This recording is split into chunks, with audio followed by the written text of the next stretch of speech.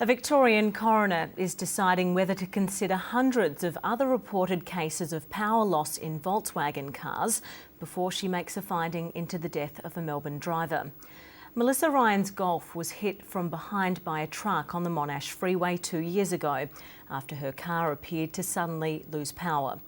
The coroner was only going to consider Ms Ryan's case, but after a plea from the family, may now consider other submissions.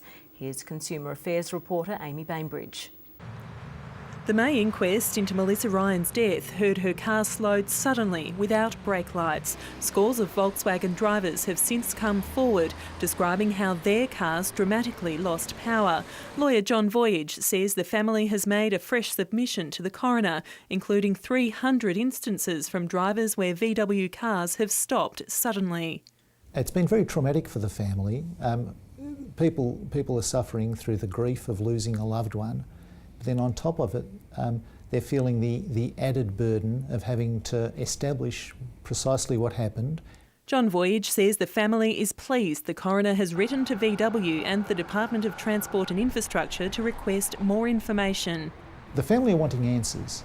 A young woman has died in a terrible accident in circumstances that are unexplained.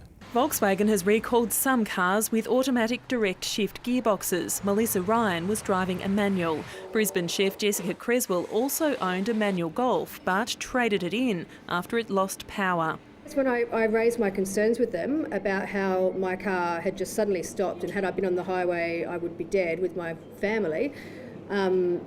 They kind of blew me off. My car was a manual model, it wasn't a DSG, and it did exactly the same thing. And that there are thousands of people driving manual models of the Golf and they're not being recalled.